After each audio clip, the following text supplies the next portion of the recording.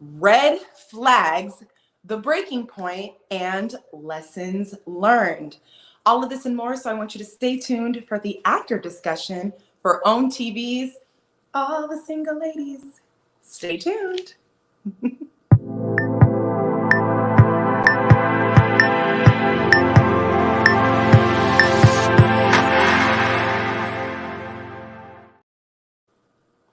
Hey guys, what's going on? Jamie Alexander here. I am your host, and welcome to the after discussion for OWN TV's All the Single Ladies.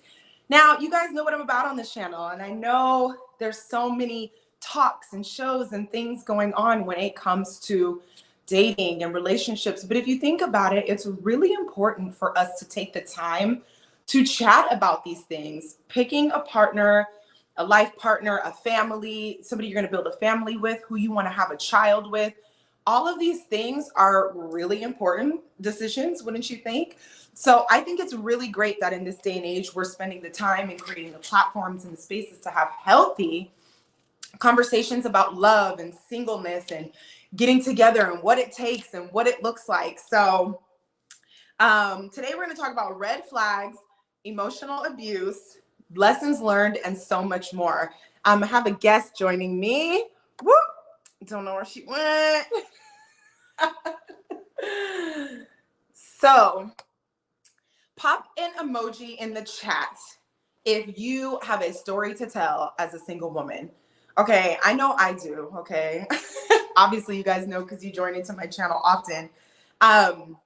So, there were 4 women on this show. Let's see. I want to get my guest in here. I think she's having technical difficulties. Hold on. Let's see.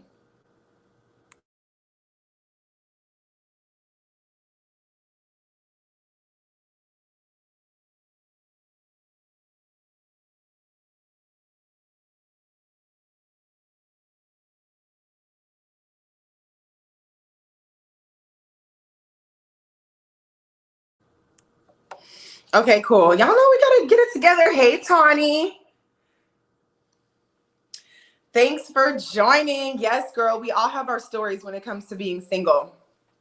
So I really like this show because OWN TV does a pretty good job when it comes to, you know, telling stories and putting things together when it comes to relationships and depicting those stories and trying to put people together. They have a few shows. So I wanted to try my hand at this one and discuss some of the stuff that we saw when, you know, as the single ladies were going through things. So I'm going to go ahead and start. As I wait for my guest to get in, I'll introduce her when it is necessary. So if you guys haven't watched this show, this first episode, episode 1, season 1, is called Red Flags. I mean, pop a red flag in the chat if you know all about red flags. It's so funny because as I sat here and watched the women talk about some of these things, some of my own stories came up. But before I get into all that, I told you I got a guest. You know, I got a very special guest. You guys have seen her prime time, okay, on Fox's 911 and also Law and Order SVU because she's an actress and she's famous and you've seen her on my channel too. So let me get my girl, Miss Tani Belafonte. Hi, boo. Hey, darling, how are you? That was so funny. I know. You see me trying, girl. I'm putting all the pieces together. I'm like, let me get my in order. You got it, girl. You got it. Thank you. Let me see. How do I want us laid out here? I think we're going to go ahead and make us big so everyone can. We like that? We in there. Oh, yeah, we like that. And then I can see the little imperfection in my bun. Perfect. Girl, they probably can't even tell. Not even on the big screen. Right? Hey, boo, what's going on? Okay, so cute. Okay, so this is the after discussion for all the single ladies. Okay. Episode 1, season 1. This was called Red Flags. And I think we all know about those. So thank you for joining me. So, girl, I know you watched the episode. I took notes too. So I got us. Hey, Tawny in the chat. Hey, Tawny. Nice smiles. Thanks. You know, we be happy over here. We do be happy, girl. God be glowing within us. Right. So we have four ladies, okay? Kimberly, Roxy, Tennille, and Casey. Now, before we get into the nuances of the show, what did you think about the show overall? I thought it was a fresh take on an angle of a conversation that we've been having with relationships and dating and love in the more recent times. And I loved how they added little statistics in the, on the side that weren't too distracting, and you were able to, like, catch a little tidbit of something for the more general consensus about a particular topic. So I really liked that. I thought the women were all relatable. I felt like, you either know someone like that, or you could identify with that person, possibly yourself. And I thought it was well shot. I thought it was staged really well. Now, listen, I'm always about the details. So, like, set design to me is something that's important. So meanwhile, I know you probably was just talking about the show itself, but I'm looking at all the aesthetics, the layout, the beauty of it. I thought it was really well done. I enjoyed it.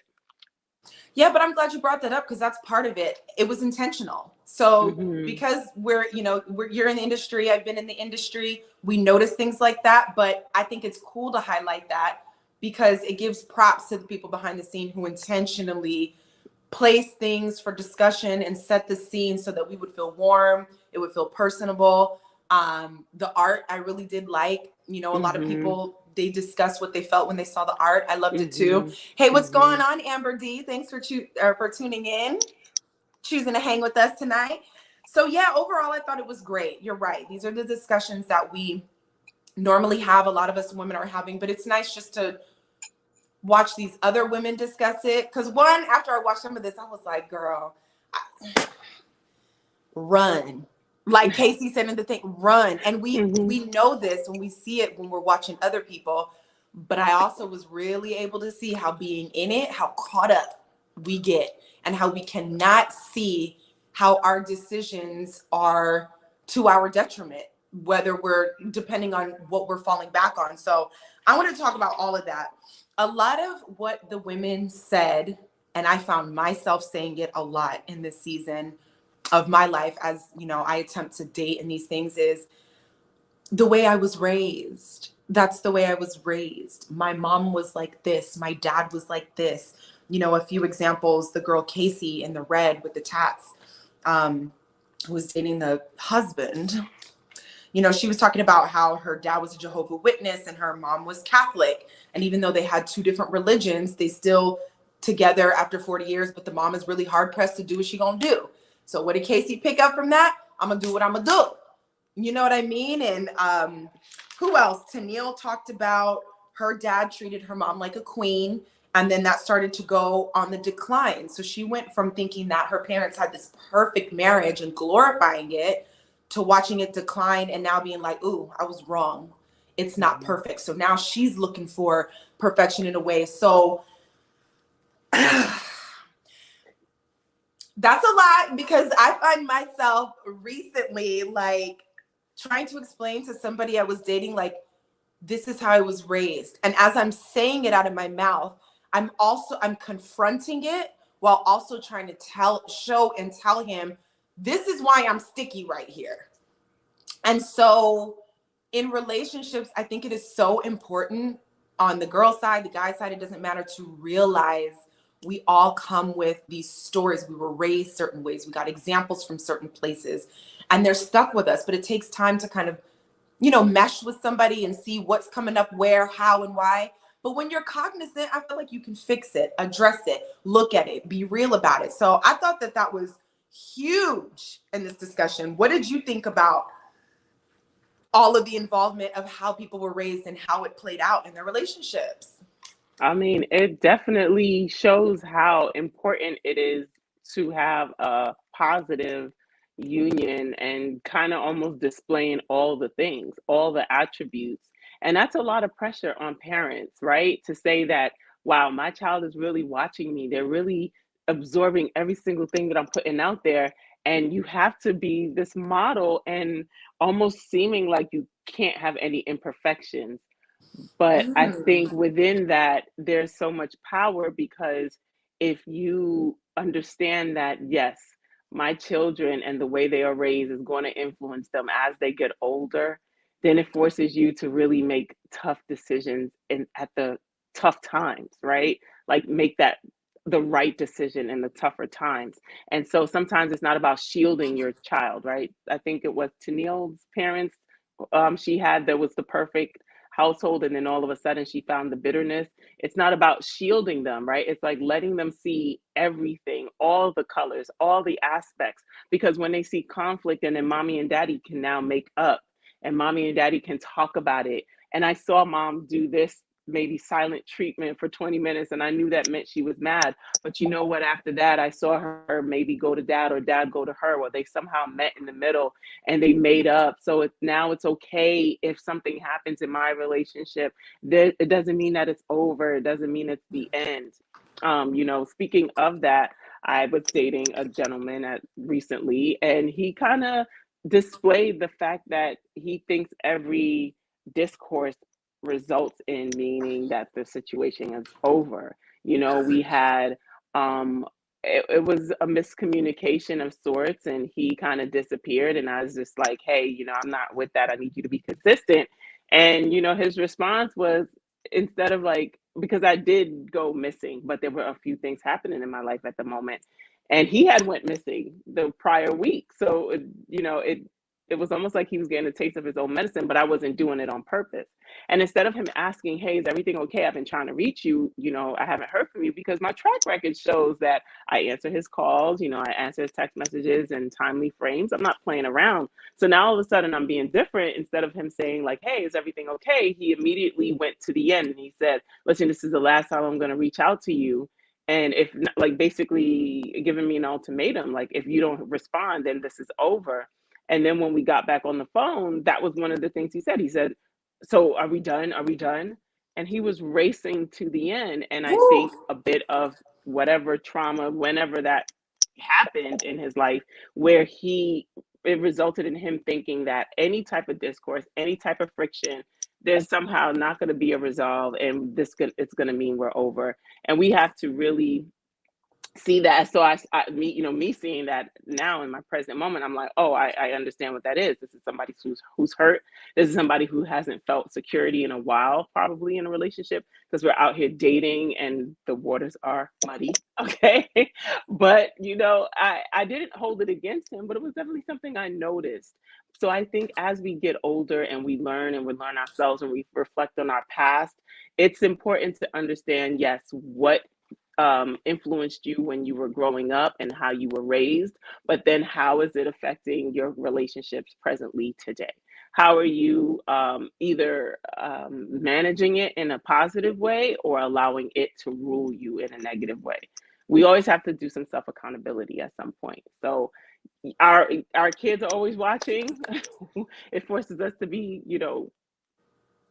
forces us to look in the mirror and be honest, as well as like not try to play this perfect role. You know, that was what I felt about that. I agree. I love it because you brought up the opposite point that I was thinking when I heard it, especially because I Hmm. just shared with you guys, trying to work on this romantic relationship that I'm in or previously was in or whatever. I am seeing it from the view of the person with the parents. And it was funny because I was just talking to my homegirl today. She has 6 kids and she's very concerned about how she's showing up and what her kids are going to think about her. But what I'm thinking and seeing is like, one, I am happy that I'm getting the opportunity to do this a little bit later in life where I'm able to catch myself, where I'm able to communicate better, where I am more emotionally intelligent and aware and not so just like, you know what I mean, with the 20s and 30s, And also, I don't know if the pressure on the parents being not perfect, but it's like they have to have that, right? How to resolve, how to communicate, and all of these things. But if they don't, how do we as adults and when do we as adults, like you said, take that accountability to be aware of this? Because the work I'm doing on myself now, I didn't have in my 20s. And I was out of a breakup with my ex-fiance and it was bad. And when I look back, I'm like, I struggled probably 8 years longer than I needed to because I didn't have the tools, the mentorship, the understanding, and I wasn't raised like that. I wasn't raised to really understand, and a lot of stuff you really have to go through. So now that we have the tools, I'm wondering how down and dirty we can get. When we say we want this relationship thing, how naked are you willing to get? How transparent? How wild, free, daring, and courageous are you willing to get to undo it all? Because that's what I'm seeing in my life. I'm explaining to this man, this is how it was raised, this is what's triggering me, this is what's going on. But not as an excuse. We are going through this together. So I'm being real about my ugly and what's coming up for me. But hopefully when you get to a place like you and I are, where we're doing the work, that's supposed to be the beautiful thing about the relationship. Like, I'm very triggered by this because when I was growing up, this is what happened. And I know that's not what you're doing to me, but I'm working through the trigger because I'm feeling some kind of way. So I just really think that that is so beautiful and beneficial to look at all sides of it. The part you play, the fact that your partner was raised a certain way and has a part that they play, and the part that your parents play, and being real about what that looks like and attacking the issue. And I'm using words like attack, like it's a war. This is like, I'm fighting against 20 years of foundation, and now I'm 2 months into something. I'm seeing it come up. You think I'm not going to have to get a little sweaty to get through that thing? It's going to be a little bit of work. You know, it's incredible what you said about like getting dirty, because that's what vulnerability really is, right? It's getting dirty. And that's the part that we're so afraid of. And I think a lot of people, I know from even myself, I've been fighting for the vulnerability, but to have resilience and grit through it. Because it being naked like that, allowing yourself to be open and showing your truest emotion and not understanding how it's going to be received, how the person's going to take it. Are they going to even accept you? Are they going to reject you yet again? And then still having the courage to be like, ow, ouch, ouch, like, ouch, okay, ouch, ouch, and still moving forward, Yeah. through the pain, through the hurt, but then shifting perspective maybe even and seeing it as the lesson. And then that's where the grit and the resilience comes in. So oh my gosh, like that, I think that is what's plaguing dating. Like, you know what I It mean? That is. the vulnerability, but then the recovery, like you said, how long it takes you to get back up and recover and start again. And now we can do that in a more efficient way, right? Giving ourselves the time in the moment, but not like completely unraveling because we understand why something isn't working. If once we do the self-assessment, once we speak our needs and our desires and we have communication around it and we give it time to kind of flow and fix itself, and then it just doesn't work, it just doesn't work. But then I think for me recently, I've been able to move past them a little bit more effectively because I've given myself the opportunity to be vulnerable and say all that's on my heart. So I don't have anything left. I didn't hold anything back. So you Yeah. know what? It didn't work. It's Yeah. cool. I don't have anything left in this bag. I like unpacked everything, Right. or I don't have anything left on your table because I packed it back up. And I can move forward because I did all that I needed to do to try to make this thing work, make it work, right? Make it work. We're going to talk about that, but let me jump to these comments. Oh. Tawny says, since I started Sassy Method, love has come into my life. Super grateful. The I love yous are there. The attention is there. However, he is not a self-starter. So for those of you who don't know or might be new to my channel, the Sassy Method is something that I created to help women navigate this thing. So Sassy stands for self-love and mastery, accountability and alignment, spiritual wellness, supplanting, and your why. So I go through all these steps with the girls that I coach and what we have going on. And Tawny is somebody who has been able to use the method to move forward in life when she says that. So he's not a self-starter. Okay, that's a good observation. She says, I want him to get his captain's license because they get 150,000 a year. And he's really wishy-washy on just getting his license. I want to motivate him to just take the steps to get it. We're going to talk about this. We need to be financially stable as a couple. So the Mm. question comes in, am I wrong for wanting this for us? And Ooh. this is so loaded, okay? Because Ooh. what I'm hearing and what I was going to say, actually bouncing off of what you said, Tani, and it's a topic we have, trying to make it work, I'm going to change Mm. him. A lot of Mm. women in this show were just like, I'm going to show him I'm a good woman. I'm going to show him I know that he just needs a, one of the girls even says he needs a mentor. Is that what she said? He's just Mm-hmm. missing the maturity. He needs somebody Mm-hmm. to show him, to teach him. Ladies, oh my God. Ladies, my Mercedes, thicker than a We need to reel that back in. We need to reel Yeah. that off with, like, listen. Reverse it. Reverse it. I used to be that girl. My ex-fiance, Mm-hmm. we were young, but I saw so much potential. I saw this, I saw that. And I thought him connecting with me, he was gonna see this and see that and know what he has and learn this. And this revelation was gonna come to him. And he was gonna do this, that, and the other. But the huge problem with that is, one, we can't control other people. Okay. And nor should we want to. And this is why the vetting process is so important. For me personally, emotional intelligence and self-awareness and the willingness to work through things are the top three things that I look for, because that kind of encompasses if we do or if we don't, if we fight or if we can't, or if it's not in it. If you're always willing to grow, I have to. And I struggle with this. So that's a good question, Tawny. I struggle with this because we want things to happen on our own timeline.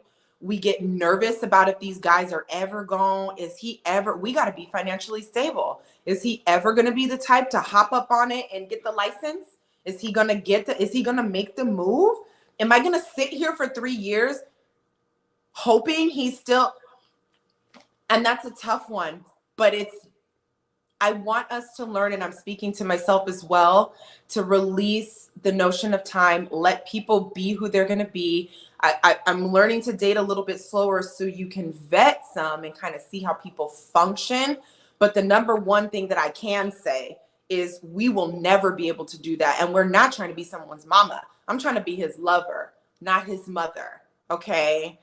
I'm not going to be teaching him anything. And it'll come natural with the way I function. Sure, he will learn something. We're incredible Mm-hmm. women. He will glean something and be like, oh, my girl is on it. Let me. Mm-hmm. But that's all we got, is being the best in ourselves. But to try to make things work and change man and all that, that's hell for him and for you. If you can't accept him the way he is in this very moment and go on and put your little clock away, and if he don't get that captain's license, you know, if he I don't was get the gonna say that captain's same license exact thing. Is like right if now, he doesn't get it ever, how do you feel about the relationship? are you Can you confused? accept this man as he is present moment for the rest of time? If the And answer, yeah.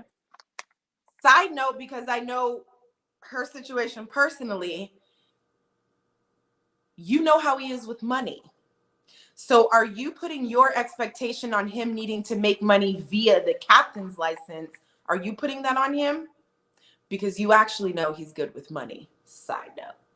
Mm, mm, So what is it right. about the captain's license and the control of what he needs to be doing, and he knows how to get it, how he lives it. So what is it about? Why do you need him to get that?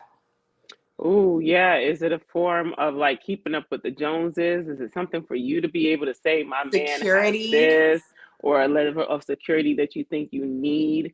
And listen, it's all a recipe for disaster, because I know personally a relationship that did disintegrate from two people that loved each other, 10 years of loving each other. And because one person wanted more for the other at a certain point in time, the relationship didn't work because one person felt like you're harping, you're like on top of me, you're pushing me, you're doing something against my own will, you're trying to force me to make a change. And it's like, I'm good right now, I don't want to do that. And the only way to really influence someone is through your own actions. So if you want somebody who's going to strive for the next level, then it's like, are you striving to be the next whatever that you can be in your current place of life or position?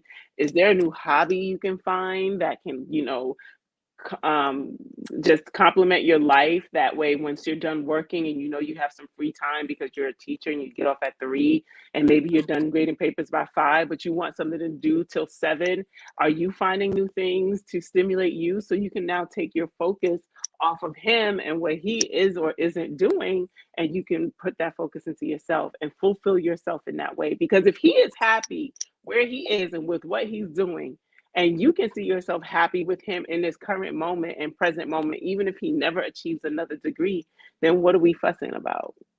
And I want to interject lightly on that point, and not to make your striving and what you're doing some kind of a manipulative trap to get him into action, because that's also not coming from a healthy, loving space. It's manipulative. So if you think, oh, I'm gonna go get a class and then maybe he'll get one, you get in the class for Mm-mm, the wrong reason. So mm-mm, I just wanted mm-hmm. to interject and throw that in Right. there. Absolutely. It Connecting has with to be Amber, for the purpose. Mm-hmm. it has to be from love. Love is the thing, love for yourself. This is why in my sassy method, it starts with self-love and mastery, because you got to get that first. And I'm Yeah. not saying you have to be perfect at it before you connect with someone, but what you just said and what we're talking about now is self-love, because you don't want to be doing these things out of manipulation. So connecting with Amber Mm-hmm. D says, yes, learning to date slower is it. I'm learning that too, and it makes a huge difference. I'm learning that too, Amber, because I'm somebody, once I lock in, I'll be apprehensive at first, but then I'm like, ooh, I like him. Honey, I become like that little thing. Who's that Pepe Le Pew who chased that little skunk around? I just be like, I just want to love you and hug you and be with you and just I'm very Elvira about it. Like, I will get married tomorrow. Like, what are we doing? Squeezing the life out of them.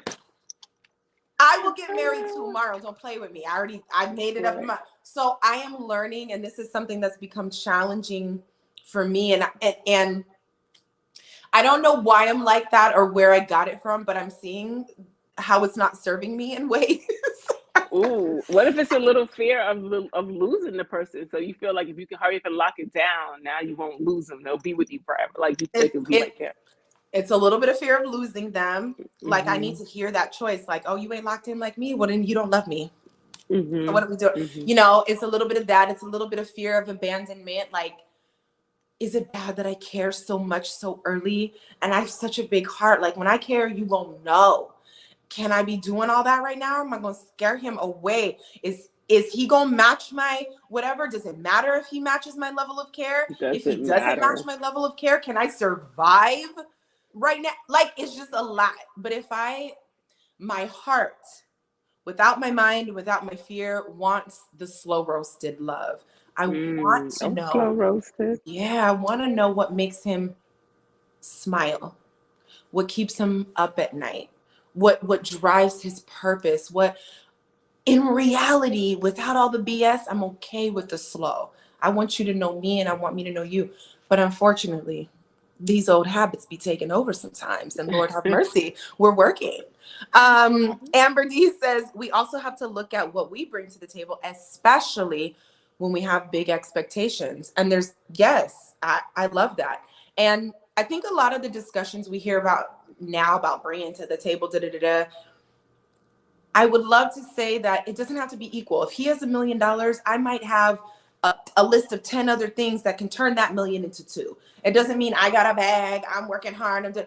What you bring to the table looks different for everybody. It doesn't always Mm-hmm. have to be gender specific. So I want to be mindful when we have that bringing to the table conversation, because it might not be the best credit or the big job or the best money, but for example, when I think of myself, I'm like, I didn't had every job under the sun. Like, I'm the type of person who I know a little bit about everything, and I think outside the box. My network is dope.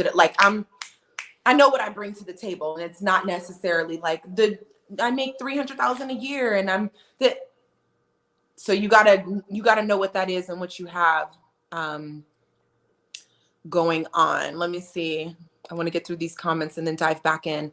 Tony said, okay, honestly, it was the money that perked my ears up.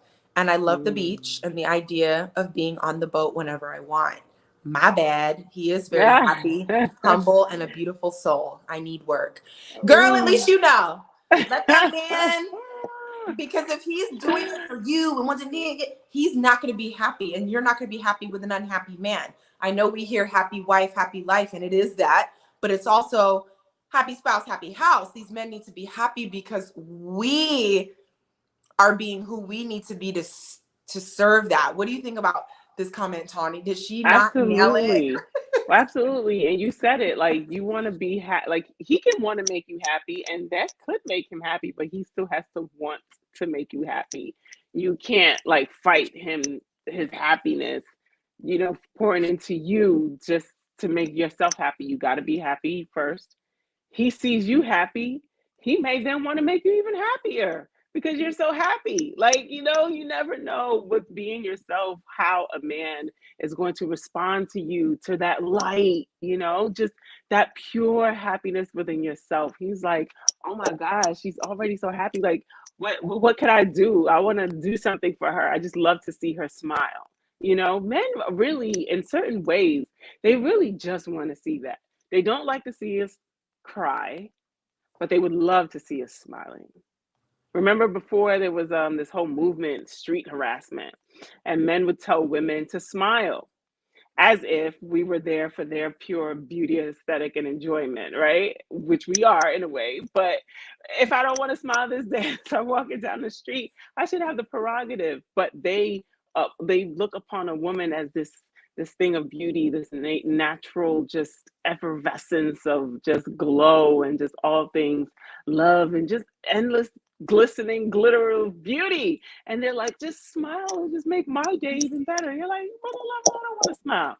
But that's the thing. I think the more you love yourself, the more a man will fall into love with you, because then you make him love himself that much more, because he's like, wow, this woman is so happy. She loves herself and she chose me to love her. I must be something special. I must be the bee's knees. I don't know if they say the bee's knees, but we showing our it's age. like I must be. We showing our age.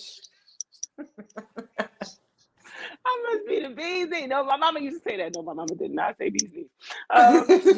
They just said they're like, I must be amazing as a man. So if I'm amazing, then now he has a stronger strut, and that just ends up like catapulting things into more and more deeper, more and more profound love, which is where you both can get that security, because you've accepted him for where he is and what he is and how he is. He sees you accept him. He feels fulfilled in that way as a woman, giving him that security. And then he can even from that want to be that much better, because you've made him feel like I can even be even better. If he has that drive. Maybe there's some people that have just I'm where I am in life. I've achieved this. This is enough for me. I don't want more work. I don't want more this. I don't want more studying. I don't want more anything. I just want to, sail into the sunset, and that's good enough for me. And, I dated if a you guy want like that. Listen, if you want the boat, is there anything you can do to help facilitate the both of you being on a boat? And that's what I was going to say. I think as humans and as women, we have to stop. This is why with my group coaching and what I'm teaching, it's all about us, because we tend to put God, we tend to put possibility in a box. Why is the only way y'all living on the beach and being in the boat and did it with him getting his captain's license? He might find something else he wants to do, and you're still going to get the beach, the boat, the this, the that. And it may come from a totally different avenue. Wow. This is how you govern yourself, and when you govern yourself that way, not like I have to get the job and then I have to be, when you stop being so rigid with yourself about how things are going to happen, what it has to look like, this is the path, and you leave room for co-creation with God, for the universe to play and to keep your heart's desires. Nobody's saying what you want is wrong. Being on the beach, being on the boat, keep that. Give me but some. Let the magic unfold in that. Just like you do in your own life, let it happen in your relationship. And I'm speaking to myself too, because this is all the stuff I had to get in my own tail about in the past couple of weeks. Like, girl, let people breathe. Like, let them be. Let them be. Let them be. Connecting with Amber D says, me too, LOL. I think you were saying that when I was talking about being so just like, I love him. Let's just get married tomorrow. Right. Get married tomorrow. Take me now. Take me now. Right now. I love you. I Um, think the women were the ones hitting men over the head with clubs back in the day. listen, and I'm dragging you back to my Kate. We could fix it up Yeah. later. I love you. Let's be I love together. you. Tawny says he is definitely the good one in the relationship. I really scored with him. His humility and love for God is so attractive to me. That's amazing. I love it. Amber D Yummy. says, absolutely. Bringing assets of any and all kinds stack up to make a full table in the relationship. They do. And it's so beautiful. That's the part that excites me most because I know once the guy made for me sees me and we're going, he's going to be like, oh, Dang, cool. I Like, got this. Like, she dope. and Yeah. I'm just be existing. Like, I know, like, I had this all here the whole time and I've just been eating off it, but now you can eat with me. Like, It's the I'm here for it. intangibles. It's the intangibles. You know what I mean? Like, it's like you said, it's not about when you bring it to the table. It's not necessarily about the credit score, the money, it's just about the intangible. How do you make this person feel? The energy you radiate into the world. How does it make them feel? How do they receive it? Is it good? Do they bring out the best in you? Like, that's all that's what we think about, right? Oh, this person, this girl, she brings out this in me, or this other person brings out that. I don't want to be around this person at this time, but I'd rather be around this other person. It's the same thing when forging relationships with men. It's like, not just because it looks good on paper or they look good to the eye, but like, how do you make them feel? The intangible, how do they make you feel? Yeah, and that stuff is so important. And yes, Amber D, you're right. Self-love teaches others how to love us. And one of the girls on the show, she said that. It was Tennille.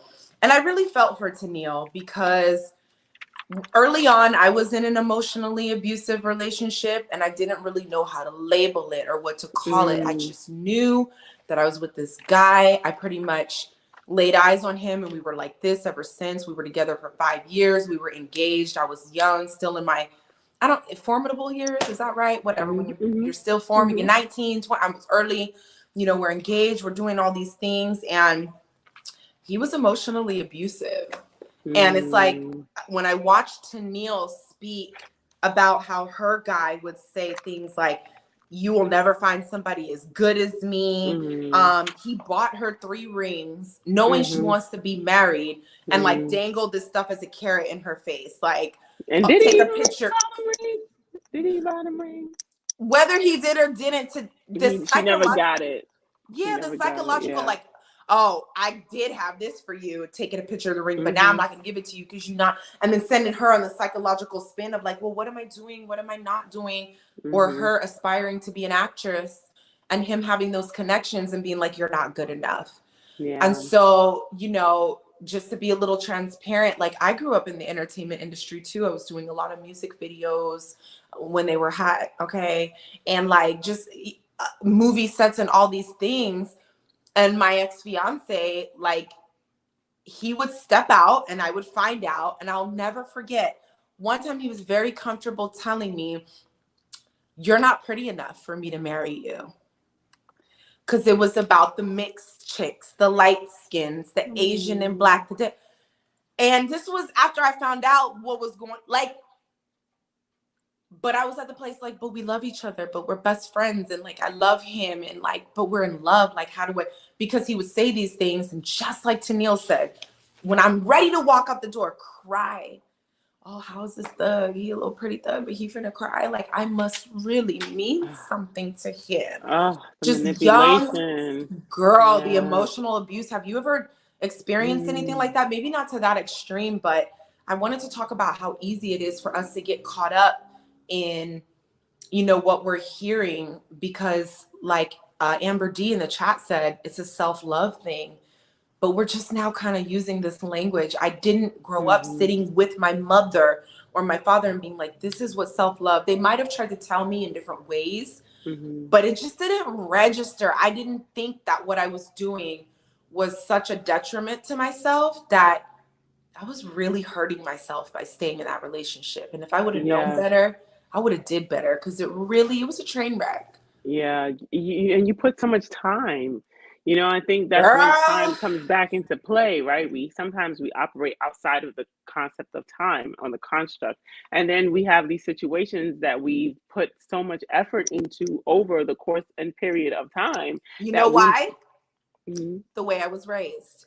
My dad Mm-hmm. never left my mom. My Mm-hmm. dad is a Taurus man. My Venus, my love house, is in Taurus. Once I lock in, I'm not going anywhere. But I have to Mm-hmm. lock into the right thing. So I'm taking my dad's mentality, watching my Mm-hmm. mom act how she acted, which is not a way I would treat my husband. Mm-hmm. But he stayed. He Mm-hmm. stayed. Keep the Mm-hmm. family together. Keep it. Mm-hmm. So that's what I got. Mm-hmm. I stayed. We're Mm-hmm. gonna, so I You're didn't mean gonna to cut work you, it but I out. wanted to Yeah. interject on that, you know what I'm saying? Like, Yeah, no, you're going to work it out. You saw the resilience in the effort of maintaining the house for whatever reason, for whatever season. And who's to say, if they would have done the self work, they could have somehow come together and it could have worked. But for whatever reason, it didn't work. And yeah, like you said, knowing yourself to know, okay, I can lock into something good and I can lock into something bad. So let's at least try to make sure that it's the right thing that I'm locking into because I'm going to be a ride or die, whichever way it is. come And then on. when you can approach it through a matter of a lens of self love, Well, you I'm still can single. understand. Hey, listen, a lot of us are still single because we love ourselves, okay? Because we're not willing to accept the half steps that some men today portray and give us. So it's knowing your worth and knowing your value. And then, like you said, if you have known better, you would have done better sooner, but you know better now. And so you're doing better.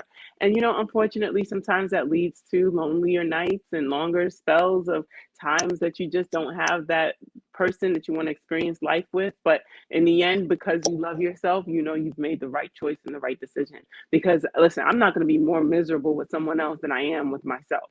I'd rather be bad by myself, work through it by myself, enjoy myself, than I'm going to be with someone else making me mad. Because what you're choosing to be there. So yeah, you're allowing them to make you upset or allowing them to make you feel some type of way. And unfortunately, sometimes we don't recognize that it is self love we're searching for when we're searching for this thing when we're when we're younger in mind or even age. Because sometimes just because you're older doesn't mean you're any more mature. But when you can recognize that it is this thing that I'm searching for, this the want, the desire is just love, and then you can find it within. You don't have to search anymore. And that's when usually they say it all falls into place, right? Because now you're attracting your beam and your energy and your vibration that's going out is of love. And it's not confusion and it's not like self-doubt or self-deprecation, but it's love. And now people want to be a part of that. The people you want to be around, and the people you don't want to be around. The people who, when they text you or they call you and you look at their phone or their message, the people that make you feel anxiety or frustration or just, ugh, I don't want to deal. And the people that's like, oh, what is going on with them? I want to know, where are they? I miss them. I want more. So, of course, learning to align with what your heart's needs are. And hey, we all in different seasons. Sometimes you might need to align with what isn't so good for you so you can realize and understand that that's not what's good for you. Because sometimes, listen, Listen, I've chosen to be like, okay, well, I know he said he don't want a relationship, and I know he said that he's not ready, but like you said, we get along, everything's great, we have great energy and chemistry and all the things. Let's just do it. Let's just have fun. I'm still choosing what that outcome is going to be. correct. But Mhm. it takes teaching to say and to know and to hear. Okay, I want a committed relationship. So the second this fine man that's tall and we laugh and we kick it and like Casey, we play video games, she's popping. I never Oh, laughed like this. oh my The God. second he said to her, he wasn't interested. She He said to replied, her he wasn't interested in the beginning, years before they even got together. you need to be able to hear that and be like, I want somebody that's interested. My desire is committed marriage and relationships. This guy is cool, but no, thank you. Moving on. Gotta trust. You That's gotta it. trust. You gotta trust it. That's the work. Yes. That's the Yes. self love. That's the mastery. That's what we need. Amber D says in the comments, yes, I have. It was huge. It was a huge lesson for me. I'm still recovering mentally and emotionally. And I think this came up for her when we were talking about being in a relationship where there was emotional abuse. And this is why, you know, you guys that are on here, please follow my channel, subscribe and like if you like this conversation. We're going to be having more conversations like this. I always have conversations like this because I'm a woman who's been through a lot. And as Tawny in the comments spoke about the sassy method, these are all things that I put together of 20 years of effing up. So I'm trying to help you out. I'm telling you, I done been there. I do the work. I went down and came up, went down and came up again. And I love having these conversations because it really is what I wish I had. Now, if I had this, would I have done different? I don't know, because we get real stupid when 6'4", he's fine, we laughing, we kicking it, we look good together, everything seems to be falling in line, and then we start making excuses and tripping up over ourselves. So there are just things that we need to have in line that will assist us in navigating this process. It's a very serious process. I don't want women to go through everything I had to go through just to get to the love, because I don't think it's necessary if you can properly navigate. And it's harmful. It's It's harmful. It hurts. harmful. It Our doesn't. You tender don't little need all those. hearts. Yeah, you don't need all those scars and You don't. bruises. You Yeah. don't. You don't have It's to make really the mistakes on unnecessary. your own. Yeah. So, well, we were talking about Casey. If a man says he's not interested, I need y'all to leave him alone. I don't care how many chuckles y'all got. Please leave him alone.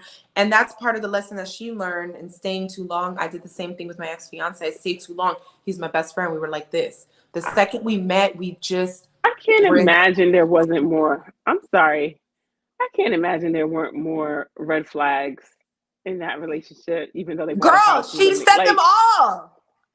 He was red Well, I flag mean, while they were surfacing. together, well, the fact that he asked her to move in and all that stuff, I mean, there had to be something along the line, along the way where she knew that he wasn't 100% faithful. Like, you got to know when your man is out here in these streets, honey. Girl, a couple of them said that. You can't be that blinded that want a man that badly. You can't want a man so badly. And unless, listen, hey, if you don't mind, say that. Say that. Say that you don't mind if he's out there dibbling and dabbling because you just want him to come home to you. Say that. Just be honest. But Who don't mind? Every chick in here, who don't mind? Drop there's an conversations emoji in these the chat days. if you're There's not playing conversations that, these because you know days, you're and not playing that. they're saying they don't mind if their man goes out and cheats and he comes home. That's what they're saying. I mean, Kevin Samuel said that when the lady responds, she should say, "Oh, thank you for taking that off my hands." And you know he likes to get his behind the ears licked. You know he likes that part. Oh, girl, thank you. Like that's what he said. I mean, some women don't mind. I don't. But I can't imagine that you didn't know. A whole baby. So there was a couple of these ladies who showed red flags and who accepted the red flags, and we're gonna talk about them because we don't want y'all watching to do that. Let's start with Roxy. Ma'am, if he got 2 baby mamas and neither one of them chicks like him, why are you asking you don't even need to ask yourself, why don't they get along? Why don't they like him? She was talking about the baby mama issues, 2 kids, 2 moms. Why do they both hate you? Now, as a woman, like, let's just do the math, because I'm not gonna lie. There was a guy I dated not that long ago. We're in some years now, but it was like, you got 2 baby mamas. One is this is that, this is going on, and all of a sudden I think you changed, you grew, you got it all together now. When you got 2 baby mamas that you can't get along with, and now that him and I are done, you got a 3rd baby mama. You really think I'm chasing after what that chick is finna be? You're in a pattern, sir. 2 is a pattern. So if that's a red flag. That was Roxy. Casey, he told her he wasn't interested. That's clear as day. Why us women like to put our hands on the fire, I don't know. I don't know why we like to play with fire, but she said, you're lying. Guys don't think about stuff the same way, because they can chop it up, kick it, laugh, play video games, and go right on back to whatever they were doing. That does not always equate for them. This is my person. This is my woman. This is who I need to be with. I can't imagine my life without her. Because he was married and on his way out, separated for a year, and you're going as far as painting your guest bedroom purple because it's her favorite color. He wants to keep, y'all want to stay off social media. You don't got the kids' information, all of this stuff. You're not seeing this as like the reddest flag Right, ever. right. Yeah, those were the flags along the way. Those are definitely the flags along We're the way. getting the flags all along, even with the girl. So that's Roxy, that's Casey, Kimberly. They were having all the sex. They did, you know, all of these things. And she said she liked his family so much. It was cute. She liked his words and his Bible scriptures and all of this that he's putting around the house. And she was like, all the red flags with him missing maturity. She was like, let's decorate. Yeah. Why do we want to decorate the house with red flags, ladies? Mm-hmm. Mm-hmm. What did she say? It was whatever he could do for me. Because that's what she saw her father do. That was Tennille. She saw her father provide. So when daddy provides, you obey. Then you grow up, daddy provides. You obey. There's something that they know. So because Tennille said in her relationship, it wasn't a partnership. He's telling her what to do. And she's obliging because she's like, okay, well, he's paying the bills. He's taking care of my son. He's doing this. He's doing that. This is what I got to do. And that is such a misappropriated pairing. And even though she had a daddy, that's a daddy issue. What happened up in there? And we all do it. We all do stuff like that. Yeah. The one chick that you mentioned earlier, a statistic had popped up. Casey, I think, the one that said he wasn't interested, but she pursued him anyway. And that it was like only 16% of men prefer women to ask them out. That's a very small percentage. They do not want to be chased. And this is not me trying to be some chick who's like, men don't want, it doesn't, it might work in that 16%. It doesn't work in their natural order of things. And he said he didn't want it on top of that. What are we doing, y'all? What are we doing? Tawny says in the chat, the sassy method has brought a higher consciousness into my life. I get what is not serving me out of my life so quickly. That is the goal.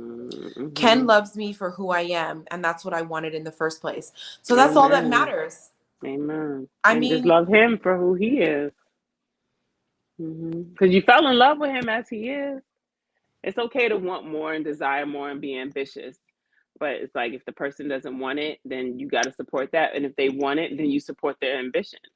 But just got to let him be. And like you said, he loves you as you are. He's not asking you to do more or do less. So let's keep it easy. Let's keep it light. And the more importantly is he is the man that you want him to be right now.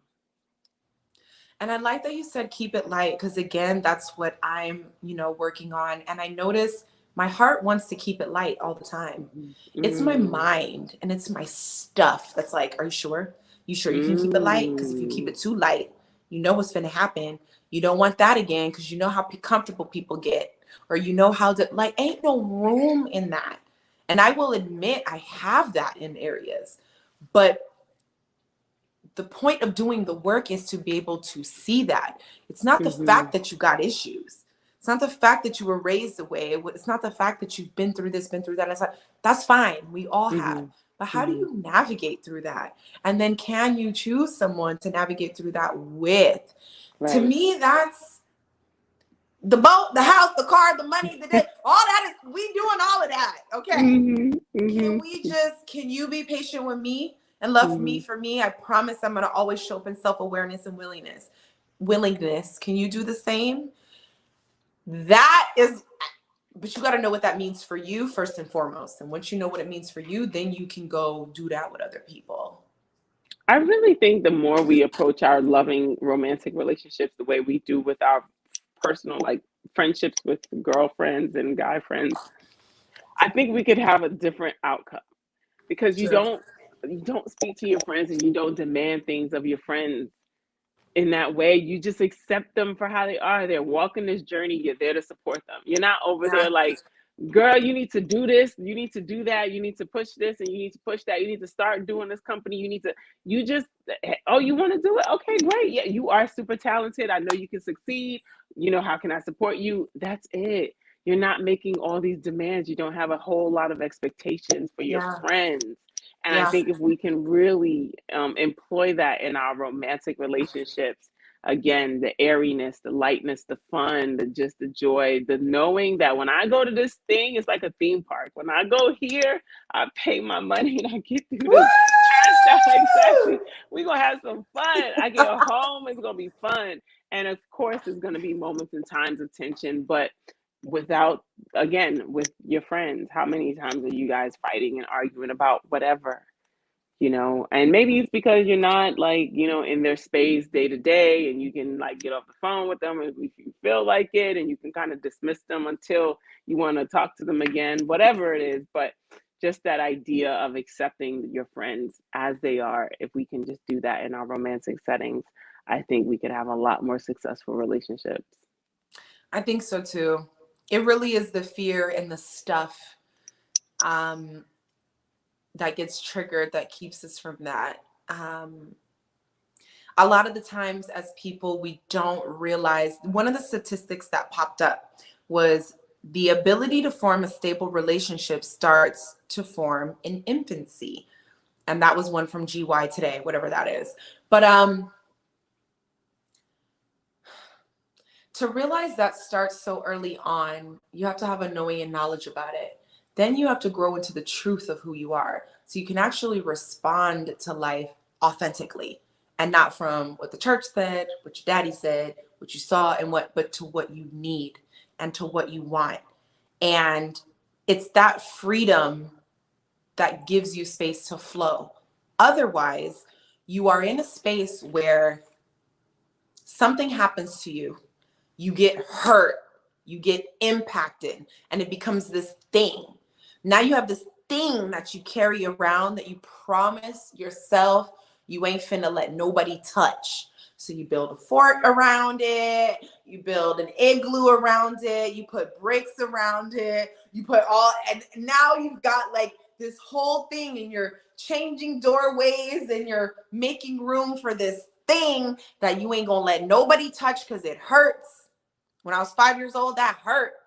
And so now you've created this construct to move through life without anybody touching that hurt place because it hurts too much. And all of a sudden, you're in a space where all of that beauty, all of that love, all of that possibility, all of that airiness is now blocked off, closed up, compacted and sealed and wrapped tight to where nobody can touch it. And you good. You think you're cool, you think you're flowing, you think you got it popping, you think you're all these things, but it's just as long as nobody touches this thing that you got protected. So are you really living? Is your heart really open? Are you really allowing? This is why we have to get to the root of things. I'm telling you. If y'all are not subscribed or following, please like this video, comment, subscribe, share if you're finding value in this. I have started a group coaching method called Get to the Root, because that's what we're not doing. We're trying all of these things and hearing all of these things and performing in all of these ways, and we're not getting the results we want because we're not really getting in there. We're dancing around it. We're still protecting this thing. And so to identify that and to change it is what is going to invite the airiness into your relationships and the possibility for that. So Amber D says there's always room to grow and evolve together as a unit. I think that is a beautiful thing. Me too. Me too. Where'd Tani go? So yeah, where were we at? What was yeah. So I kind of just went on a rant about that whole thing. The whole thing disconnected for me. I just went off the air. Did you not go off the air? I don't think I did. I was talking and Oh it seemed gosh. like I was here. I hope I was here because I hope you was there too. I just spat something for y'all. I just spat. I was spitting, but hey, whatever got through, got through. I don't know what time it is, and I know you're kind of on a time, so you catch me, I can't see my clock. But what I wanted to kind of share was the breaking point. All of these ladies had breaking points. Before I talk about breaking points, one quick thing I wanted to bring up in Kimberly that I found to be very valuable. Going back to when we were talking about the way we were raised, she talked about how she, two things here. She saw in the beginning what wasn't going to work, especially when it came to the roles in the house. She saw it. So I don't know what it is about when we see that we continue to move forward. Well, I do know what it is, because we think things can change or shift, or as we grow and as everybody grows together, grows and evolves together, we can make this thing work and take two paths and become one. So I get it. But she saw in the beginning where the roles weren't going to work too. She was raised to handle a few things and to work. He was raised to handle the yard work, the trash, the whatever. And his sister did the cooking, the cleaning, the planning, the da-da-da. So he tried to marry his sister. And it's okay. If that's what you need, you got to find you a woman like that. Get you a Scorpio woman. Because Scorpio women, they go in. They got all the arts and crafts and cook, like, or whatever kind of woman. But you need to look for that. It's either he's got to detach himself from finding somebody like his sister and believing that that's the only whatever as a woman, or if that's how he was raised under whatever as a woman, as relating to women, then he probably should have found a woman like that. And that's where his awareness, his understanding of self is like, I'm trying to marry my sister, but low key, I'm trying to marry my, like, you need to know that about yourself as a man. And that's why when you said like you want to date slowly, these are the things that will come up when you're just kind of like entertaining it, seeing, collecting data, understanding who the person is, and being like, I really want this thing. These shoes are everything. And they're on sale, girl. But they are 7 and your big foot. Exactly. They squeeze a little bit. I don't think I can do it, but I want to do it. I can't do it all night. I got 2 hours. Where's the seats? Exactly. You're like, listen, I know I can get away with it for a little bit, but do you want that? Do you want to put all this money into these shoes that are really greatly made shoes that would actually last you and get a lot of wears, but you can only wear them limited amounts of times over the and you're miserable when they're on. Oh my God, you're so miserable. It hurts so bad. You can't do anything. You can't move. You can't walk. You can't dance. These shoes are not made for walking. So why are you leaving the store with them? Why? Take them back. No. Why? Don't even leave with them. Don't even leave with them. They but don't then fit. There is a sense, there's the ego. I think sometimes the ego comes into play. That part of you that has this thing where you want to win. You see it, you want it.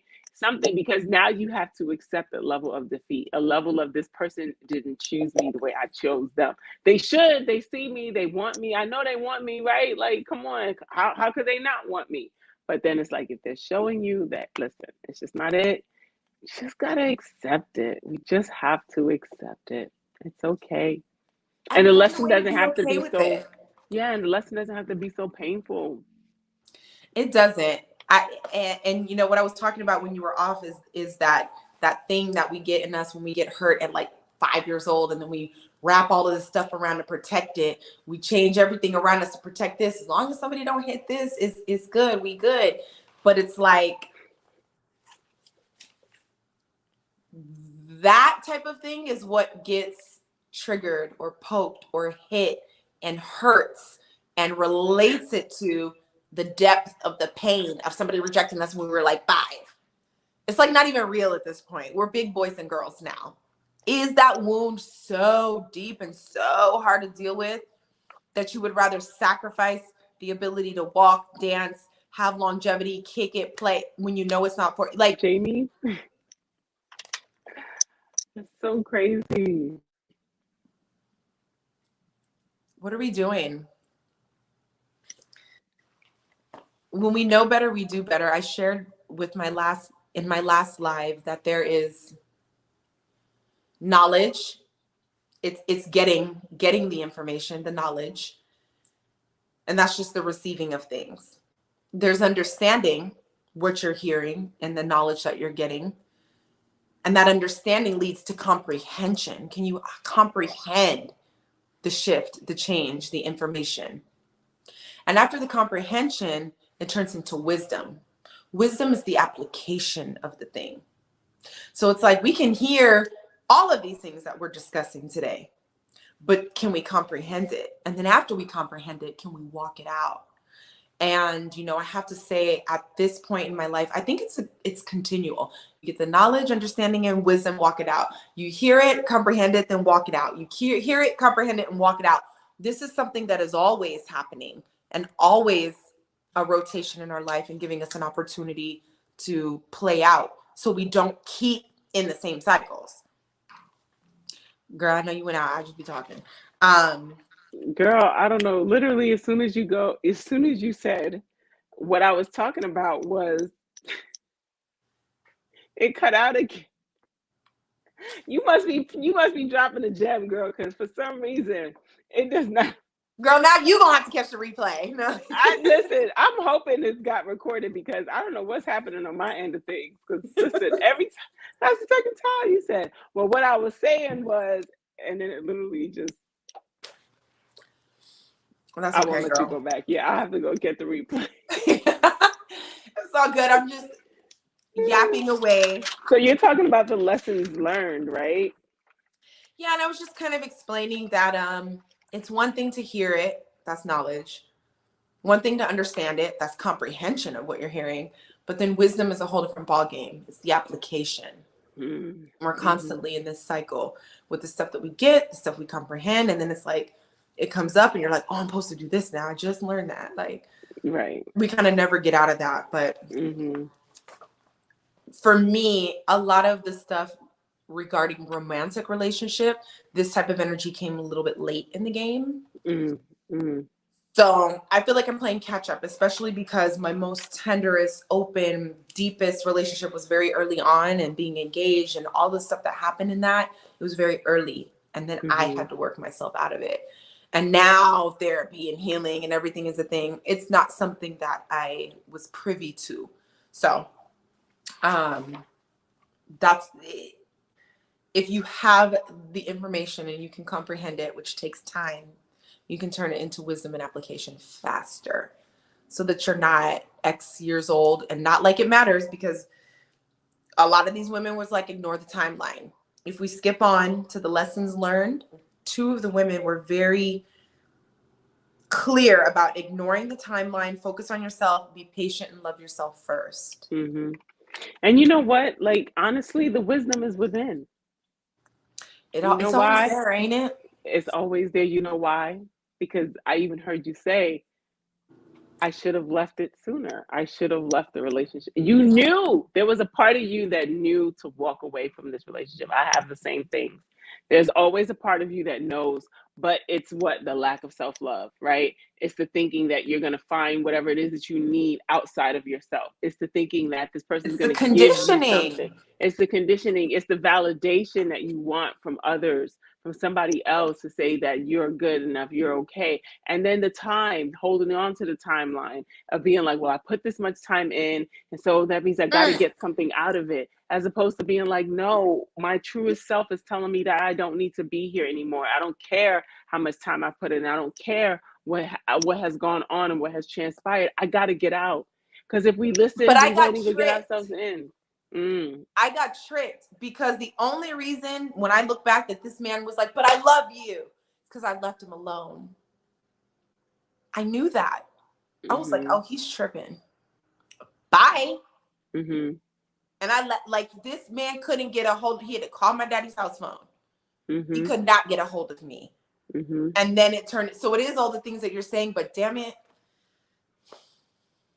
I really gave it a good Girl Scout effort to walk away. Because I knew, but then it's the conditioning. It's the way you were raised. It's what people say. There was two quotes Kimberly shared during Kimberly's thing. They shared a statistic from Psychology Today. Women over 30 have a greater chance of a terrorist attack than getting married. We need to stop telling people that because it's causing trouble. And then Roxy shared or under Roxy's thing, it was like she was talking about too. You need to be married by 30. It was the pressure to be married by 30, blah blah blah, and that it puts you in a position, um, to that accept force puts you in things a that position you you don't don't. belong in. Yeah, and you accepting things that you shouldn't be accepting. Because It's you because think, because I'm you up 29. against the clock. Yeah, and you like saying, "I have a fiance." I have a fiance My because now you're being fiance. chosen. Now you're chosen. It means you're special in some kind of way that you feel like this thing validates how special you are. This man choosing you somehow makes you upper echelon when you are already upper echelon. He's just joining you. So these narratives that we fall into, these ideals, we've got to be very careful. And, this is why I'm so adamant with, my sassy method. Everything is within you. It starts with you. It starts with yourself. Nothing on the outside. Even me, like sharing everything that I'm sharing at the age that I am and the stuff that I went through, I'm not discouraged about my journey. I know what's mine. I know who I am. And even clearing all the clutter and moving past things, I know what my desires are and what my function is and how and I'm sticking to that. You can't tell me because I'm this age or I live in this city or I'm in this industry or all of the long list about whatever you want to say about me has anything to do with what's going on with me. And in this age of social media and the way things are and these memes and before social media, parents that were raised in the 50s and all of this stuff, like none of it is relevant. Eat the meat, spit out the bones. If something speaks to you, I get it. But make sure it speaks to you, the authentic version of yourself. Not what your mama said, not what religion said, not what your daddy said, not what had happened and now you're not going to. Like, if we can harness that as women, and even as men, this is a man lesson too, because men get in this utility mode. The patriarchy didn't serve them either with protect, provide, did it. Yes, you do those things. Those things are innate. Absolutely. But to your detriment, where you're choosing women who roll over you and run all over you, and you're choosing what, and you're choosing the lifestyle, and you're listening to this and listening to that, is that serving brothers either? It's Mm-hmm. not. Mm-hmm. So, like, what are we going to do? Mm-hmm. Like, we're this generation, and I would say what 80s to like 2000, us this whole 20 years, I feel like we're going to change the whole game because it ain't what it used to be. It's different. It's different. And what you said before, we had a private conversation, and you're like, just meeting each person where they are. There's no rules, there's no rule book, there's no way to approach things. People are different, everybody's unique. So somehow sometimes the way the story unfolds with one person, it doesn't mean that it's going to necessarily work with the other person. And giving yourself the freedom to say, you know what, like for me, even in this instance, right, I'm like, there's a guy that I'm interested in, and it's like there's things about that approach and relationship, just even getting things off the ground, that's very different outside of the norm that I would normally have done or do or accept or not accept or so forth and so on. But because it's like, you know what, this thing is worth it. It feels worth it to make the effort in a different way, in a different capacity. And that's what women who men decide to settle down with does for them. That woman shows up in a way where that man says, oh, snap, I can't step to her the way I was stepping to the last 15 chicks. I got to step to her differently. This woman is different. This woman is special in a different kind of way. So like giving yourself the freedom as a woman to change your mind and being okay that you used to do things one way and you don't have to be rigid or confined to continue to do it in that same way. You can change it. And if it doesn't work, it's okay. Because in this moment, that's the wisdom that you're getting, to do it or try it this way. Put this season on today. You know,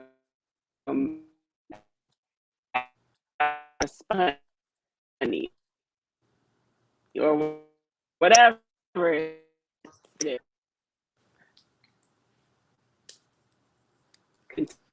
Continuing to be able to. Oh no, I'm missing words.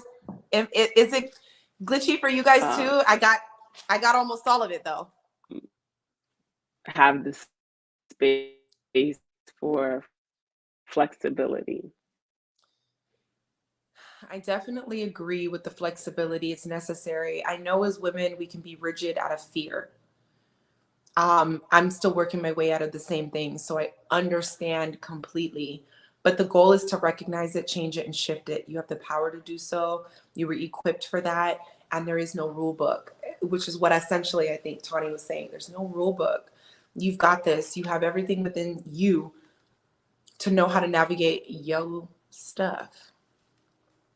I mean, I really think, yeah, I mean, that was one of the main things. It's hard in this day and age because we go through so much. Oh, okay, yeah, I was glitching bad. I think that's essentially what she was saying, just having the flexibility in the space, but sticking to your boundary. One thing I have with the sassy method that I teach for my group coaching for, I say that this is before dating, before relationships, before the coaches and all this. Rock with me in my group coaching because it definitely shows you how to be solid in your own thing, and what you desire and how you move. That is a navigator. It's not like when I hear men love bitches, okay, I don't really think it's that. I think it's a woman who knows who she is, what she wants, what her boundaries are, what she will and won't do. And that has nothing to do with being like, this is where the sassy method came from. It's not sassy like, but it's like, I'm spiritually aligned, I'm supplanting, I'm accountable, I'm aligned.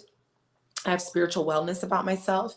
I love myself. I practice self mastery. So it's not about being perfect. It's not about having it all together. It's about knowing yourself enough to be able to navigate. This is all about navigation, y'all. And it's self navigation. And this is what's going to change your outcome, how you see yourself and move accordingly. And that's it. We learn so much. There's so much around fear, scarcity, lack that messes us up bad. And I know we're wired to love, but all we have to do is choose correctly. And we're not going to be able to do that if we don't know who we are. Who we are. I keep saying it. Not religion, not parents, not the girl who did that, not TV. It's none of that. Because when you hear your own rhythm and your own tempo, go to the store, make a left, pick up the phone. Okay, try it. This is your path. That's personal as a fingerprint. It has nothing to do with be more feminine. Don't cuss. Cross your legs. Men like this. Don't do that. That is too performative and effing confusing. Okay. A lot of these women here, they learn my dad was like this. My mom was like this. My parents did this. So I picked up that. How did that work out for you? So even when it comes to, actually, this is almost full circle, Tawny, back to what you were saying about the way we were raised and how parents show up and how you can show up as a parent, whether you're perfect or not, whether you're crossing your T's and dotting your I's or not, what you can teach your kids is the self-love, is the self-mastery, is how to hear themselves, what that sounds like. And when you hear that sound, how to move accordingly and having the courage to move accordingly so that way you're not caught up in the outside. So even if you and your husband do have an argument and your kids see it, or you do fall apart and divorce and your kids see it, it's like, okay, but baby girl, I taught you how to pick better. I taught you how to be a smart woman. I taught you how to be a good man and to listen to yourself. That's what I can give you as a parent. Me and your dad, it didn't work out. Me and your dad, you saw this. But if I can just teach you to have that, you're going to be eternally good. You're going to be far ahead of every doggone body out here you think you want to be. Period. Be true to self. Always be honest with yourself. I think if we are able to be honest with ourselves, with others, it will allow us to have healthier relationships. Then, when it is time to speak a truth or say what's on your mind and your heart, there won't be as much resistance or fear around it because it's like, hey, I'm just communicating how I feel, and how I feel is important to me. I hope that it's important to you because you've chosen somebody that your feelings are important to, so that way, whenever you are saying that, you feel safe and not worrying as much about what the other person is going to think if I say this. Now, always, with that, it's a healthy boundary, of course, because you can't just say any and old thing and expect somebody to be okay or not be rude or so forth. But it's like, if I can communicate how I feel about something and I'm not nagging or I'm not nitpicking, and it's just from a healthy space of like, hey, I didn't like this thing, or I didn't like this joke, or I rather when you do this or that, the person can only respect it. If you're picking somebody who loves you, adores you, they're gonna want to do what makes you happy, just as you do for others, right? Somebody, you have somebody in your life and they'll go, hey babe, this thing doesn't, make me happy, or I don't like when you do this thing. You're gonna be like, okay babe, I'm sorry, I'm gonna do better, and you're gonna try to do better. So I think if we can just have healthy conversations, express yourself, don't hold it in until you can't hold it in anymore. Just find a way to let somebody know that this makes me uncomfortable. Be positive around it. You don't have to talk to them like a child, but create a safety around um those true emotions, even the ones that feel petty, because sometimes we don't want to express ourselves because we feel like it's petty or whatever. But listen, it bothers you, speak on it and let it go, because we all have our things, we all have our flaws, and not letting it just infiltrate all areas of the relationship. I think if we had that, we can have, and that lies under the guise of communication. Sometimes we don't know how to communicate with ourselves, much less somebody else. But don't have so much fear around what the person's gonna say or feel. I think if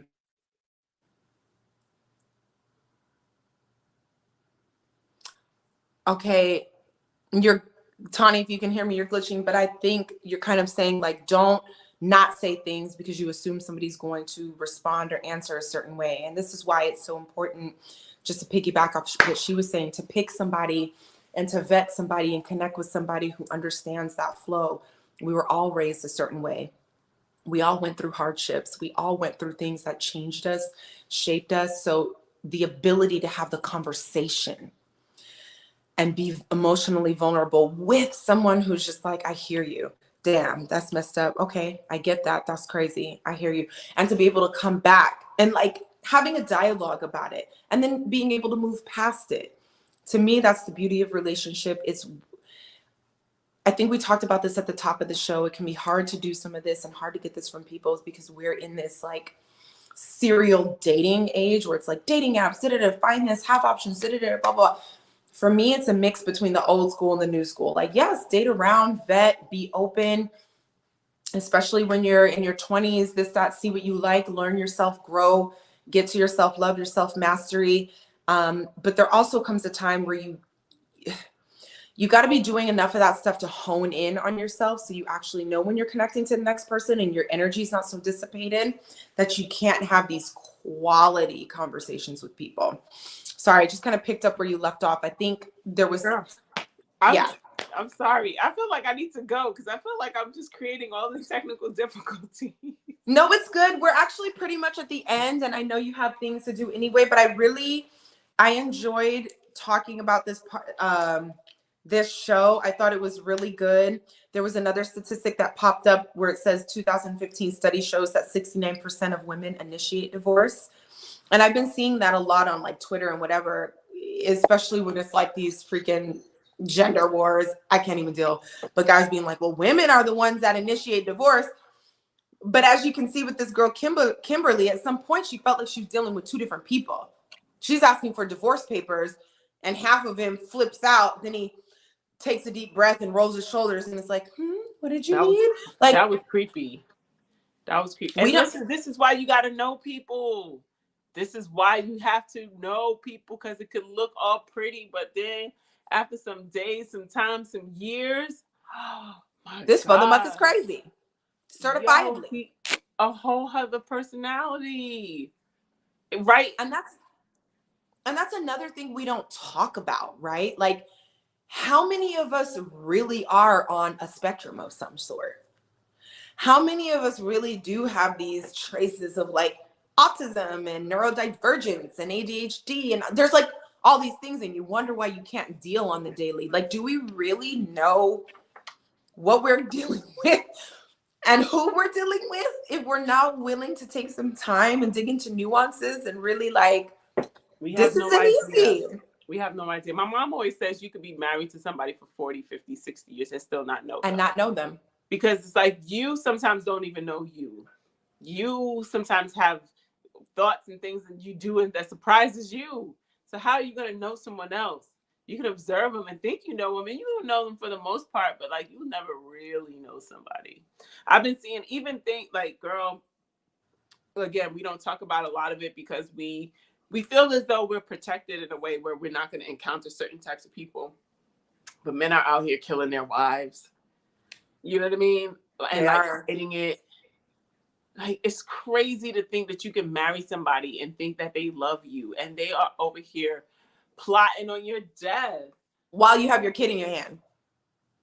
That is Y'all's kid. scary. That is really, really scary. And I would like even want to like observe or like learn if there were things that was present that the person ignored. Is it always the violent father or husband? Is it always the one who loses his temper? Is it always the one that has a quick snap or a switch? Or is it something that's slow brewing that you just would never anticipate? Like it's scary that people can be crazy. Women too. You know, there are women out here that are poisoning their husbands and so forth and so on. But just not really knowing someone and really giving over of yourself to trust that the person that you're coming into alignment with is somebody who's gonna keep you safe. Not just like keeping a roof over your head or clothes on your back or food in the fridge, but like that's not gonna harm you. That doesn't know that you somehow finds that you have like this life insurance policy that you got before you got with them, and now all of a sudden it's worth all this money and they want to kill you for it. Like it's really a lot when you are merging with another soul, another spirit, another being. And we really have to be careful about who we're aligning ourselves with, because sometimes even these things don't show up for 3, 5, 7, 10 years of being with the person.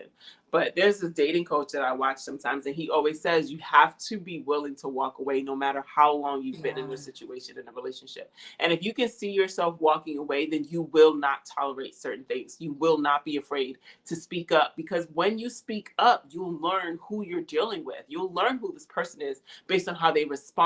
And if they respond in an unsavory way, you need to make a decision of whether or not you need to really continue to stay. And if you do, now you know that there's going to be certain consequences that's going to result.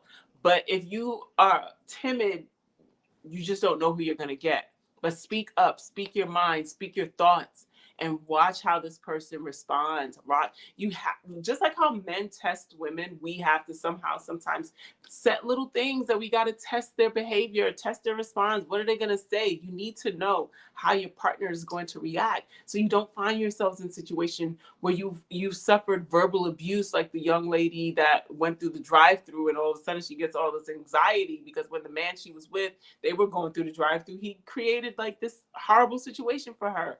So it's like you really gotta like test the waters. Don't be afraid to test the waters, because the fear of testing the waters is that it's going to reveal to you something that you don't want to see, that you know you're not going to be able to handle that wave.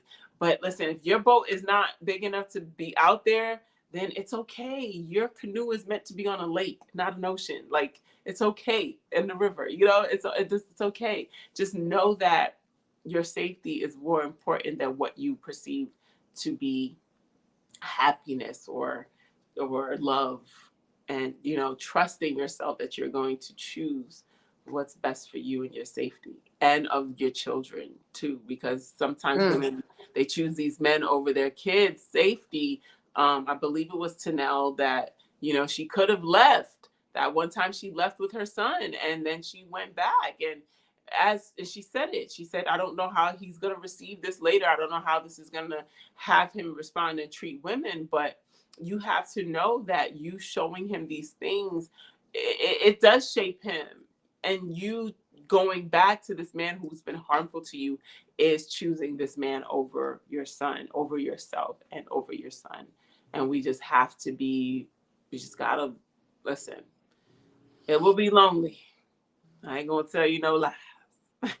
Listen, But Your safety and your self-love and your happiness and joy is way more important.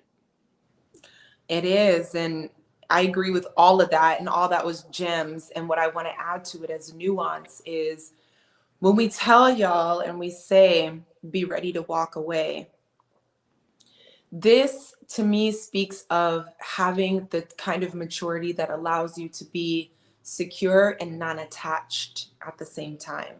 Not detached, because we want you to go all in. Love the man. Be in love. Enjoy the love. Love on love. That's reciprocal. That's for you and for. But the level of security to have within yourself and the level of non-attachment. There was a guy I was dating. I was trying to explain to him me practicing non-attachment. And for me, when it comes, I have good practice of non-attachment with apartments and moving. On the flexible, I grew up a military brat. We moved every 2 or 3 years. I'm not afraid to pack my stuff and go somewhere. Whereas some people's like, but all my things are here, all my friends are here, my job is here, my mom is here, my family's here, and they get rooted. I'm not that person. I'm very detached. I'm like, oh, it's a non-attachment. It's like, it's time to go. Where are we going? It looks like adventure to me. You know what I mean? And I have that skill and I know what it is to set this up. I like to live minimally. Thank goodness. I know what it is to pack into that. I'm very secure and very non-attached when it comes to moving. And to liken that to with the guy, it's not like, oh, F this place, I hate it here, No, you might really love this place for years, but you got to know when it's like, oh, I really can't do this anymore. My nervous system is messed up. My health is declining. I can't sleep in this apartment no more. I got to go. And I start looking, and you make the move. But to have that same, it's not that you hate the place or you can't be there or you never liked being there. You had this energy of 1 foot in, 1 foot out the whole time. No, when you were there, you were there. And you loved it and you made it home. But when it's time to go, it's time to go. So I think to invite that nuance of secure energy and non-attachment, so that way you're not in a relationship and detached because you might have to go. These are the nuances that change the energy of the possibility of the situation, and where it's not like, well, I'm detached because I know it might not be this and I gotta be me. And that's that thing that never allows you to connect. But if you can be there fully, that's and being then present. yeah, when it's time to go, if that's the case, like, it's cool. I'm gonna pack my things and new That's being adventure. present. And That's being present, because in this present moment, I'm here. It's good. All is well. And this next present moment, it may not be so good. It may not be so well. And I realize that these present moments may occur more times than I want them to. These present moments are there where it's good and it feels good and it's all good. But then, hey, these present moments where it's saying I got to go may come up a little bit more often. Or the present moments that allow me to stay and reassure me and keep me confident and secure in this relationship allows me to stay rooted. It's okay. Being present will inform you of the decisions that you got to make, whether or not to stay or go. Attachment, detachment, either way, finding a healthy balance, but knowing that, hey, I have to choose me.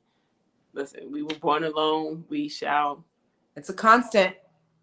Shall die alone. You know what I mean? So, But no, it you could be a can't. good thing. It doesn't have to be like alone, loneliness. It's like, no, like, you got this. Like, you're actually good. It's And then okay. when you can embrace that, It's it okay. makes the rest of the stuff a little bit more of an adventure. And these are things that Absolutely. I tell myself An too. adventure, because it all unfolds in the moment by moment. That is life. You can't restrict it. You can't predict it. You can't control it. You can't navigate Your from mind is here. not equipped. You just got to be with it. You just got to flow with it. Like water. Be water. Be water. I think that is a great spot to end this incredible conversation, because at the end of the day, that's kind of what we're saying. Like, you don't hear droplets of water having whole discussions on whether they should flow up the shore or go back. They're just doing it. They're not talking about it. It's not a thing. Like, we're all, here in the ease and the flow of things. And if we can allow that and leave all of this other stuff that we have been taught or think is right out of it, we're always in the pocket, man. And it's always good and it always feels good and amazing. We just have to allow it. I think one last thing that you said when you were relating to heartbreak and the feeling and the feeling we run away from and the ouch of it. One thing I love, and I posted something about this on my Instagram about being in the gym and even doing yoga, is like you learn to push past that. I have a goal of 3-minute planks. And every time I'm like, Jamie, 5 to 7 seconds over your last time. That's all I need from you. So I will sit there and I will grunt and I will push and I will whatever, but I'm getting off these forearms. I'm staying up for that plank and I'm going to at least make my goal. And it's uncomfortable. I make noises. I don't like it. It doesn't feel good. But once I let it pass through me, you can't mess with me. Like, what? I'm so Gucci. Like, we're up here. So it's just like getting through the feelings. I'm like, I miss you. Once that passes through, it's like, I'm a bad, but I'm a bad one though. I'm a bad one though. Like, I got this. You see what I got this. You and see what what I'm I just hearing overcame? is that you're allowing yourself to live in the present moment of the discomfort. I got goals. But you know where you're going. You know where you're headed. It doesn't always feel good, but it's listen, just a feeling. What's on the other side is going to be. It passes. Mm-hmm. The Feels feeling good. passes. Magical, yeah. Mm-hmm. And a new feeling comes in. Can you let the new feeling come in? You done did the pose. You done almost hit the mark. I really pushed myself in the gym, push heavier, did it. And every time I always surprise myself. Like, girl, you was scared of that 40 pounds on that kickback. And you up here at 17. If you don't put some more weight on that thing and get to work. Right. Yes, right. it burns. Right. But then I get out of the gym and I get undressed to shower. And I'm like, you know what? Naked is, I look good. Naked. I'm doing it. I'm doing it well. I'll do it 100 times over if I gotta sit in that gym and suffer again to look in the mirror and look like this. Right, exactly. And I'm just saying. And how you look in the mirror for yourself is the it's for me. thing. I'm in here by myself. Exactly. Like, what? I'd hit. Self-love. More ways to nurture the self-love. And so it's like, what are we going to do? How are we going to show up and play this thing called life? Tani, I love you. You know you on my line. I'm so proud of you. I'm so proud of us. I'm so glad we can have this conversation. I'm looking forward to next week. I'm hoping this is something we can do Mondays at 6 p.m. Pacific time, 9 p.m. and Eastern time. I'm on Central. I'm like Central, Eastern. Anyways, same time, same place next week. It would be great because I know they have more shows coming up. And it really gives us an opportunity to share wisdom, to connect. We all in this together. Ain't nobody's behind, or like we all go through this. And as a sisterhood, the way we help ourselves navigate, help each other navigate, just like you help me when I'm texting, just like I help you when we voice noting, like we are a sisterhood. We take care of each other and make sure we're good as we navigate because we're learning. I'm so much more appreciative of the journey today than I've ever been. Man, I've always been wanting to just get to the destination, but let me tell you, I am so in love with the journey right now. I am so in love with the day to day, how it all unfolds. I'm really it's a good time. I know. I feel that so deeply when you say it, because even if I'm not loving each and every nuance, the fact that I'm learning and growing and applying and wise and serving and loving, present. it's like, how could I not? This is why loving life deep, girl. You have love life. I have loving life deep. We are that. Mm-hmm. That's who we are. And look at us. Look at us. Radiating from the inside out. Yes. One time for the radiators. Here for it. I'm so here for it. I love it. Connecting with Amber D says, see you next week. Blessings. Yes. Thank you. Hey, check out the show. But regardless, our after discussion, even if you missed the show, all the single ladies on OWN, you can still come back here and kick it with us. We're still going to drop those gems and have a good conversation because this is life, right? All right, Tani, tell them where to find you on social media so people can check in with you before we bounce. You know, my name should be MISSBELAFONTE because you can find me at Miss Belafonte, MISS Belafonte, on all social media platforms, Instagram, Facebook. I'm Twitter. I'm generally on Instagram mostly, although I don't post that much, but I am very active there. So I do get DMs and people who pop in and say they've seen my movie or my show and they loved it. And it always warms my heart. So always feel free to reach out if I see it. I will definitely respond. And I'm grateful for all the support along the way. And yeah, that's where you can find me. I got some shows coming up for this 2023 season. I can't speak on it yet. They're kind of all under NDAs. But yeah, I'm looking forward to showing more of my work and being more consistently on your television screen. So yeah. And it is so. And it is so.